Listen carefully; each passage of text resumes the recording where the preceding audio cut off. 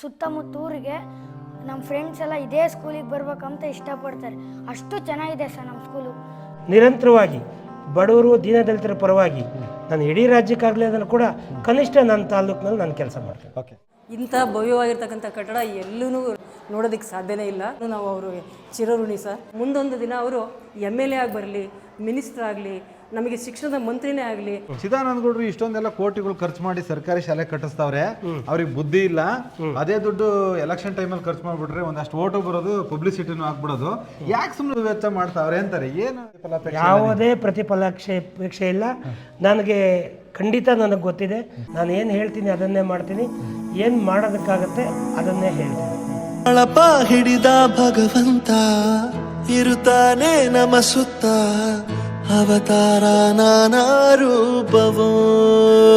ನನಗೆ ಅಧಿಕಾರನೇ ಇಲ್ಲ ಅಂದಿದ್ರೆ ನಾನು ಈ ಒಳ್ಳೆ ಕೆಲಸಗಳನ್ನು ಮಾಡೋದಕ್ಕೆ ವ್ಯವಸ್ಥೆ ಬಿಡ್ತಿರ್ಲಿಲ್ಲ. ಆ ಸರ್ಕಾರಿ ಶಾಲೆ ಕಡೆ ನೋಡಿದಾಗ ನನಗೊಂದು ರೀತಿ ನನಗೆ ಹೆಮ್ಮೆ ಅನಿಸುತ್ತೆ.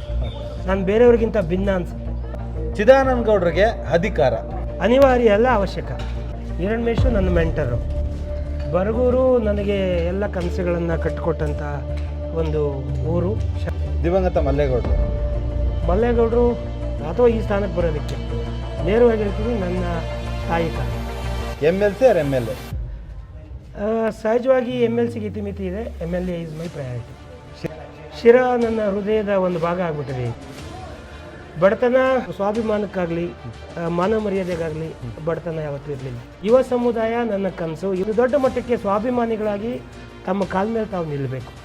ವಿದ್ಯೆ ಎಲ್ಲ ಸಮಾಜದ ಎಲ್ಲ ಸಮಸ್ಯೆಗಳಿಗೆ ಗುಣಮಟ್ಟದ ಶಿಕ್ಷಣ ಒಂದೇ ಪರಿಹಾರ. ಇಡೀ ಶಿರಾದಲ್ಲೇ ಈ ಥರ ಗೌರ್ಮೆಂಟ್ ಸ್ಕೂಲ್ ಎಲ್ಲೂ ಇಲ್ಲ. ಪ್ರೈವೇಟ್ ಸ್ಕೂಲಿಗಿಂತಲೂ ಚೆನ್ನಾಗಿ ನಮಗಿಲ್ಲಿ ಎಜುಕೇಷನ್ ಸಿಗ್ತಾ ಇದೆ. ನಾವು ಚಿದಾನಂದ ಗೌಡರಿಗೆ ಯಾವಾಗಲೂ ಚಿರಋಣಿಯಾಗಿರ್ತೀವಿ. ಅವರಿಗೆ ಹುಟ್ಟುಹಬ್ಬದ ಶುಭಾಶಯಗಳು. ಮುಂಚೆ 8th 9th ಬಿದ್ದಿದ್ದು ಕ್ಲಾಸಲ್ಲಿ ಓದ್ತಿದ್ವಿ. ಅದನ್ನು ನೋಡಿ ಚಿದಾನಂದ ಗೌಡರು ನಮ್ಮ 5 ಕೋಟಿ ವೆಚ್ಚದಲ್ಲಿ ನಮಗೊಂದು ಬಿಲ್ಡಿಂಗ್ ಮಾಡಿಕೊಟ್ಟಿದ್ದಾರೆ. ಇವಾಗ ನಾವು ಅದರಲ್ಲಿ ಖುಷಿಯಾಗಿ ಪಾಠ ಕೇಳ್ತಿದ್ದೀವಿ. ಅವರಿಗೆ ಹುಟ್ಟುಹಬ್ಬದ ಶುಭಾಶಯಗಳು. ಎಜುಕೇಷನ್ಗಾಗಿ ಯಾರು ಇಷ್ಟೊಂದು ಇಂಟ್ರೆಸ್ಟ್ ಕೊಟ್ಟು ಈ ಥರ ಸ್ಕೂಲೆಲ್ಲ ಕಟ್ಟಿಸಿರಲಿಲ್ಲ. ಮತ್ತು ಇದನ್ನೆಲ್ಲ ಪರಿಸ್ಥಿತಿ ನೋಡಿ ನಮಗೆ ಈ ಥರ ದೊಡ್ಡದೊಂದು ಬಿಲ್ಡಿಂಗ್ ಕಟ್ಕೊಟ್ರು. ಅವ್ರು ಇದೇ ಥರ ಮುಂದುವರಿಗಲಿ ಅಂತ ನಾವು ಆಶಿಸ್ತೀವಿ. ಮತ್ತು ಅವ್ರಿಗೂ ಮತ್ತೊಮ್ಮೆ ಹುಟ್ಟುಹಬ್ಬದ ಆರ್ಥಿಕ ಶುಭಾಶಯಗಳು. 6ನೇ ತರಗತಿಲಿ ಓದಬೇಕಾದ್ರೆ ಈ ಥರ ಶಾಲೆ ಕಟ್ಟಡ ಇರಲಿಲ್ಲ. ಇವಾಗ 7ನೇ ತರಗತಿಗೆ ಬಂದಾಗ ಈ ಥರ ಒಳ್ಳೆ ಶಾಲೆ ಕಟ್ಟಡ ಇದೆ. ನಮ್ಮ ಅಕ್ಕಪಕ್ಕ ದೂರವರೆಲ್ಲ ಈ ಶಾಲೆಗೆ ಬರಬೇಕು ಅಂತ ತುಂಬ ಇಷ್ಟಪಡ್ತಾರೆ. ಇಲ್ಲಿ ಓದ್ತಾ ಇರೋದಕ್ಕೆ ನಾವು ಪುಣ್ಯ ಮಾಡಿದ್ದೀವಿ.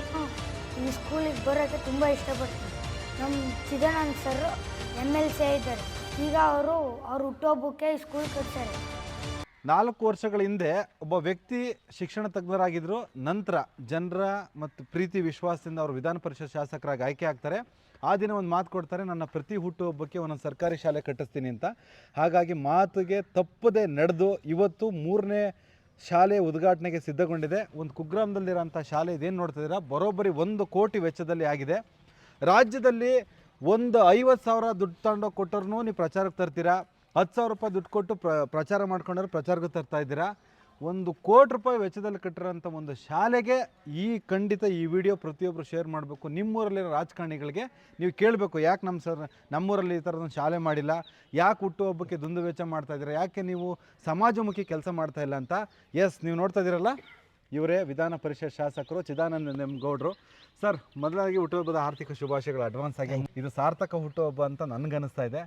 ಯಾಕೆ ನಿಮಗೆ ಸರ್ಕಾರಿ ಶಾಲೆನೇ ಕಟ್ಟಿಸ್ಬೇಕು ಅಂತ ಅನ್ನಿಸ್ತು ಸರ್? ಫಸ್ಟ್ ಆಫ್ ಆಲ್, ಜವಾಬ್ದಾರಿಯುತ ಜನಪ್ರತಿನಿಧಿಯಾಗಿ ಸಹಜವಾಗಿ ಇವತ್ತು ಸರ್ಕಾರಿ ಶಾಲೆನ ಯಾಕೆ ಕಟ್ಟಬೇಕು ಅಂದರೆ, ಉಳ್ಳವರು ಶ್ರೀಮಂತರು ಖಾಸಗಿ ಶಾಲೆಗಳಿಗೆ ಹೋಗ್ತಾರೆ. ಓಕೆ. ಆದರೆ ಎಲ್ಲ ಒಂದು ಕಡೆ ಗ್ರಾಮೀಣ ಭಾಗದಲ್ಲಿ ಈ ನಮ್ಮ ಕೂಲಿ ಕುಟುಂಬದವರು, ರೈತಾಪಿ ವರ್ಗ, ದೀನದಲಿತರ ಮಕ್ಕಳು ಅನಿವಾರ್ಯವಾಗಿ ಸರ್ಕಾರಿ ಶಾಲೆಗಳ ಮೇಲೆ ಅವಲಂಬಿತವಾಗಿದ್ದಾರೆ.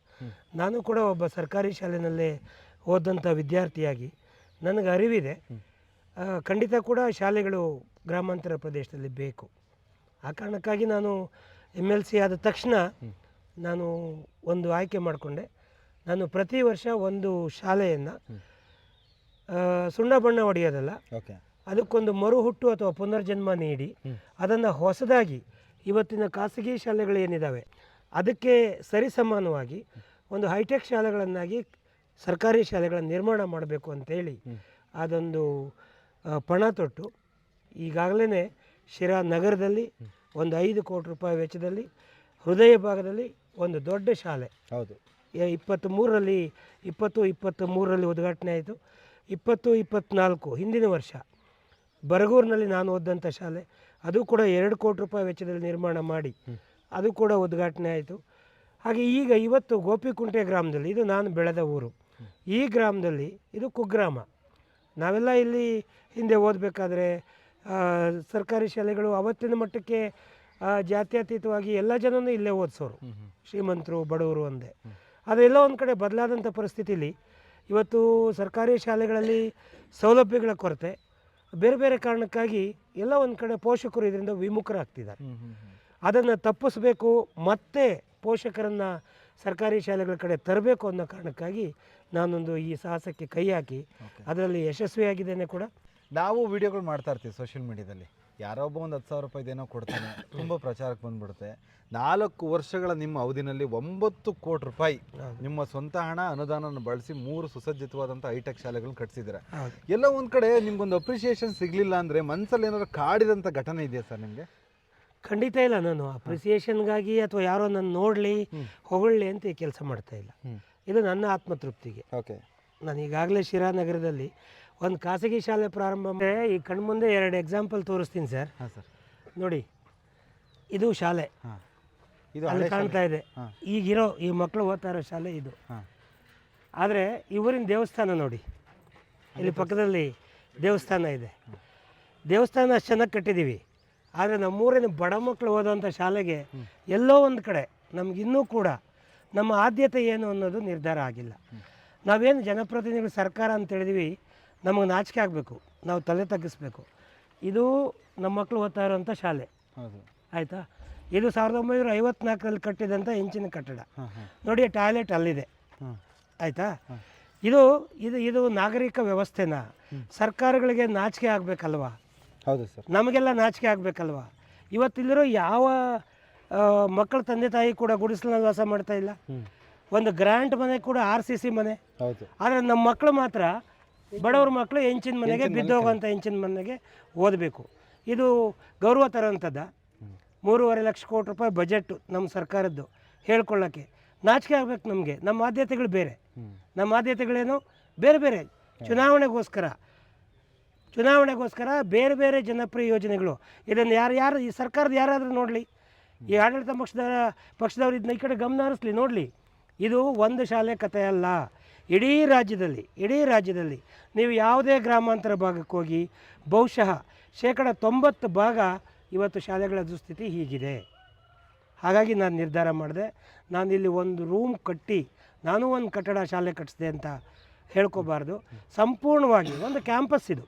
ನಾನೀಗ ಒಂದು ಕ್ಯಾಂಪಸ್ ನಿರ್ಮಾಣ ಮಾಡಿಕೊಟ್ಟಿದ್ದೀನಿ. ಭವಿಷ್ಯದಲ್ಲಿ ಇನ್ನು 25 ವರ್ಷಕ್ಕೆ ಸಾಕಾಗುವಷ್ಟು.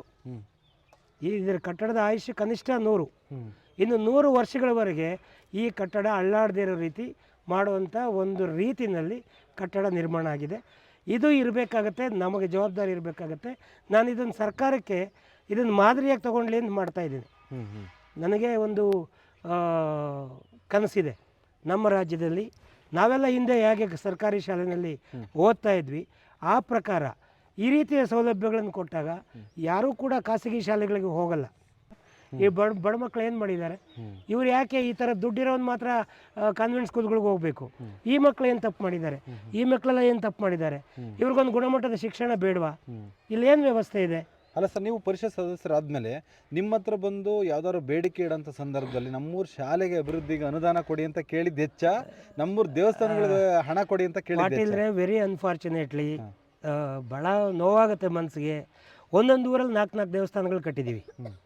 ನಮ್ಮ ಜನ ಒಂದೊಂದು ಊರಲ್ಲಿ 4-5 ದೇವಸ್ಥಾನ. ಇವತ್ತು ಕೂಡ ಜನ ಬಂದು ಕೇಳೋದು ಅವ್ರ ಮೊದಲನೇ ಬೇಡಿಕೆ ದೇವಸ್ಥಾನ, ಎರಡನೇ ಬೇಡಿಕೆ ಸ್ಕೂಲ್ಗೂ ಕೊಡಿ ಅಂತ ಹೇಳ್ತಾರೆ. ಆದರೆ ಇತ್ತೀಚೆಗೆ ಜನಗಳು ಬದಲಾಗಿದ್ದಾರೆ. ಒಬ್ಬ ಬಡವ, ಒಬ್ಬ ಕೂಲಿ ಕಾರ್ಮಿಕನಿಗೂ ಕೂಡ ಒಂದು ಮನಸ್ಸಿನಲ್ಲಿ ಹಾತೊರೆಯುತ್ತೆ. ಏನಂತಂದರೆ, ನಮ್ಮ ಮಕ್ಕಳಿಗೆ ಒಂದು ಗುಣಮಟ್ಟದ ಶಿಕ್ಷಣ ಕೊಡಬೇಕು, ನಾವು ಅವ್ರಿಗೆ ಸ್ಪಂದನೆ ಮಾಡಬೇಕು. ಯಾರೋ ಶ್ರೀಮಂತರ ಮಕ್ಕಳೆಲ್ಲ ನಮ್ಮ ಆದ್ಯತೆ. ಅವರು ದುಡ್ಡಿರೋರು ಶಿರಾ ಪ್ರೆಸಿಡೆನ್ಸಿ ಎಲ್ಲ ಆಳ್ವಾಸ್ಗೆ ಹೋಗ್ತಾರೆ, ಅವ್ರು ಇಲ್ಲೇ ಓದಬೇಕಂತಿಲ್ಲ, ಬೆಂಗಳೂರಿಗೆ ಹೋಗ್ತಾರೆ ದುಡ್ಡಿರೋರು. ಆದರೆ ಈ ಮಕ್ಕಳಿಗೆ ಗೋಪಿಕುಂಟೆನಲ್ಲಿ ಈ ಶಾಲೆಯಲ್ಲಿ ಈಗ ತತ್ಕ್ಷಣಕ್ಕೆ ಒಂದು 40 ಜನ ಮಕ್ಕಳು ಓದ್ತಾರೆ. ಇವರೆಲ್ಲ ಹೋಗ್ತಾರೆ? ಇವರು ಅದೇ 3 ಹೆಂಚಿನ ಕಟ್ಟಡದಾಗ ಓದಬೇಕು. ಎಲ್ಲಿಗೆ ಹೋಗ್ತಾರೆ ಇವರು? ಈಗ ಅಡುಗೆ ಮನೆ ಮಾಡೋದು ಕೂಡ ಇದೇನೆ. ಇದರಲ್ಲಿ ಒಂದು ಆಫೀಸು ಇದೆ. ಈರನ್ ಮೇಷ್ಟ್ರು ಅಂತ ಅವ್ರ ಮನೇಲಿ ಆಶ್ರಯ ಪಡೆದಂಥವ್ರು ನಮ್ಮ ಪರಿಷತ್ ಶಾಸಕರು.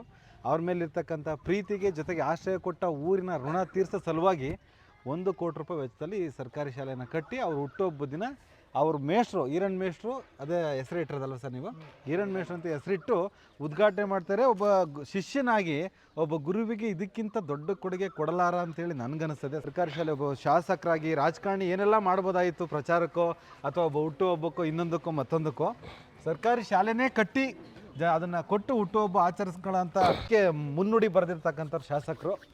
40 ಲಕ್ಷ ರೂಪಾಯಿ ನನ್ನ ಬಯಲುಸೀಮೆ ಅಭಿವೃದ್ಧಿ ನಿಗಮದಿಂದ ನಾನು ಮೊದಲು ಹಾಕ್ಕೊಟ್ಟೆ. ಅದು 40 ಲಕ್ಷ ರೂಪಾಯಲ್ಲಿ ಅದು ಇಲ್ಲಿವರೆಗೂ ಬಿಡುಗಡೆ ಆಗಿರೋದು ಕೇವಲ 12 ಲಕ್ಷ. ಹೇಳ್ಬಿಡಿ ಸರ್, ಇನ್ನೇನು 40 ಲಕ್ಷ ರೂಪಾಯಿನಲ್ಲಿ 12 ಲಕ್ಷ ಮಾತ್ರ ಬಿಡುಗಡೆ ಆಗಿದೆ. ಅದು ಇನ್ನೊಂದು 7-8 ಲಕ್ಷ ಇನ್ನೂ ಬಿಡುಗಡೆ ಆಗಬೇಕು. ಏನಾಗುತ್ತೆ ಅಂದರೆ 40 ಲಕ್ಷ ರೂಪಾಯಲ್ಲಿ ಒಂದು 18% GST, ಇನ್ನು ಬೇರೆ ಬೇರೆ ಎಲ್ಲ ಸೇರಿ ಕನಿಷ್ಠ ಒಂದು 30%ನಷ್ಟು ಅದರಲ್ಲಿ ಡಿಡಕ್ಟ್ ಆಗುತ್ತೆ. ಒಟ್ಟು ನಿಮ್ಮ ವೈಯಕ್ತಿಕ ಒಂದು 60 ಲಕ್ಷ ನೀವು 40 ಲಕ್ಷದಲ್ಲಿ 12 ಲಕ್ಷ ಹೋದರೆ ಇನ್ನು ಉಳಿಯೋದೆಷ್ಟು? ಇನ್ನು 28 ಲಕ್ಷ. 28 ಲಕ್ಷದಲ್ಲಿ ಫೌಂಡೇಶನ್ ಮಾಡ್ಬೋದಾಗಿತ್ತು ಅಷ್ಟೇ ಅಷ್ಟೇ ಸರ್. ಆದರೆ ಎಲ್ಲ ಒಂದು ಕಡೆ ನನಗೆ ಅನ್ನಿಸ್ತು ಇದು ಇಷ್ಟಕ್ಕೆ ನಿಲ್ಲೋದು ಬೇಡ ಅಂತೇಳಿ ನಾನು ವೈಯಕ್ತಿಕವಾಗಿ ಸುಮಾರು ಒಂದು 60 ಲಕ್ಷ ರೂಪಾಯಿ ಹಣವನ್ನು ಯಾವ ಗೋಪಿಕುಂಟೆ ಈರಣ್ಣ ಮೇಷ್ಟ್ರೆ ಹೆಸರಲ್ಲಿ ನಾನು ಶಿರಾದಲ್ಲಿ ಒಂದು ಎಜುಕೇಷನ್ ಟ್ರಸ್ಟ್ ಮಾಡಿದ್ದೀನಿ. ಆ ಟ್ರಸ್ಟ್ನಿಂದ ಒಂದು 60 ಲಕ್ಷ ರೂಪಾಯಿ ಹಣ ಕೊಟ್ಟು ಇನ್ನೂ ನನ್ನ ಸ್ನೇಹಿತರೆಲ್ಲ ಬೇರೆ ಬೇರೆ ರೀತಿಯಲ್ಲಿ ಇದಕ್ಕೆ ಕೈ ಜೋಡಿಸಿ ಅವರ ಇದನ್ನು ಮಾಡಿಕೊಂಡು ಇವತ್ತು ಈ ಒಂದು ಸುಂದರವಾದ ಕಟ್ಟಡ 100 ವರ್ಷಗಳ ಕಾಲ ಬಾಳಿಕೆ ಬರುವಂಥ ಕಟ್ಟಡ. Certified sir 100%. ಇದು ಒಂದೊಂದು ಕೂಡ ಏನು ವಿಶಾಲವಾಗಿದೆ ನೋಡ್ಬೋದು. ಹೇಳಬೇಕು ಅಂದ್ಕೊಂಡಿದ್ದೆ, ಈಗ ನಿಮ್ಮ ಮನೆಗಳಿಗೆ ಬಳಸೋಂಥ ಟೈಲ್ಸ್ಗಳನ್ನ ಇಲ್ಲಿ ಬಳಸಿದ್ರಲ್ಲ, ಹೌದು, ಪ್ರತಿ ಹಂತದಲ್ಲೂ ಯಾಕೆ ಇಷ್ಟು ಪ್ರೀತಿ ತೋರಿಸಿದಿರಿ ಅಂತ? ಅಲ್ಲ, ಇದೇನು ಗ್ರನೈಟ್ ಹಾಕಿದ್ದೀವಿ, ಸಹಜವಾಗಿ ಸರ್ಕಾರಿ ಶಾಲೆಯಲ್ಲಿ ಯಾರಿಗೂ ಜವಾಬ್ದಾರಿ ಇರಲ್ಲ. ಏನಾಗುತ್ತೆ, ಅಲ್ಲಿ ಗಾರೆ ಹಾಕ್ತೀವಿ, ಸಿಮೆಂಟ್ನೆಲ್ಲ ಕಿತ್ತೋಗುತ್ತೆ, ಅದು ಮತ್ತೆ ಅದನ್ನ ಸರಿ ಮಾಡಲಿಲ್ಲ ಅಂದರೆ ಹಾಗೆ ಪೂರ್ತಿ ಹಾಳಾಗೋಗುತ್ತೆ. ಹಾಗಾಗಿ ಏನು ಇಲ್ಲಿ ಗ್ರನೈಟ್ ಕಲ್ಲನ್ನು ಹಾಕಿದ್ದೇವೆ ಇದು ಪರ್ಮನೆಂಟ್ ಆಗಿರುತ್ತೆ. ಕನಿಷ್ಠ ಒಂದು 100 ವರ್ಷಗಳ ಕಾಲ ಇದೇನೂ ಆಗಲ್ಲ. ಇಲ್ಲಿ ಎಲೆಕ್ಟ್ರಿಕಲ್ ಸೌಲಭ್ಯ ಕೊಟ್ಟಿದೆ. ಪ್ರತಿಯೊಂದು ರೂಮ್ಗೂ ಕೂಡ ವಿಶಾಲವಾಗಿ ಗಾಳಿ ಬೆಳಕಿನ ವ್ಯವಸ್ಥೆ ಇದೆ. ಇಲ್ಲಿ RCC ಇದಿದೆ. ಬಿಸಿ ಊಟ ತಯಾರು ಮಾಡೋದಕ್ಕೆ ಅಡುಗೆ ಮನೆ, ಒಂದು ಸ್ಟೋರ್ ರೂಮ್ ಇದೆ ಇಲ್ಲಿ, ಜೊತೆಗೆ ಒಂದು ಕಿಚನ್ ಕೂಡ ಇದೆ. ಇಲ್ಲಿ ಆ ಊಟವನ್ನು ಶೇಖರಣೆ ಮಾಡ್ಕೊಳ್ಳೋದಕ್ಕೆ ಕೂಡ ಒಂದು ವ್ಯವಸ್ಥೆ ಆಗಿದೆ. ಅಂದರೆ ಇದು ಕೇವಲ ಒಂದು ಕಟ್ಟಡ ಅಲ್ಲ, ಒಂದು ಶಾಲೆಗೆ, ಒಂದು ಪ್ರಾಥಮಿಕ ಶಾಲೆಗೆ ಏನೆಲ್ಲ ಬೇಕು ಆ ಎಲ್ಲ ಸೌಲಭ್ಯಗಳನ್ನು ಕೂಡ ಕೊಡುವಂಥದ್ದಾಗಿದೆ. ಚಿದಾನಂದ ಗೌಡರು ಈ ಏಜಲ್ಲಿ ಇದೇ ಊರಲ್ಲಿ ಓಡಾಡ್ಕೊಂಡಿದ್ರು. ಹಿಂಗೆ ಇದೆ 7-8 ವರ್ಷದಲ್ಲಿ. ಯಾವತ್ತಾದ್ರೂ ಅಂದ್ಕೊಂಡಿದ್ರ ನಾನೊಂದು MLC ಆಗ್ತೀನಿ, ಹುಟ್ಟಿದವರೆಗೆ ಒಂದು ಶಾಲೆ ಕಟ್ಟಿಸ್ತೀನಿ? ಅಲ್ಲ, ಈಗ ಈ ಮಗು ಕೂಡ ಇವನೇನಾಗ್ತಾನೆ ಗೊತ್ತಿಲ್ಲ.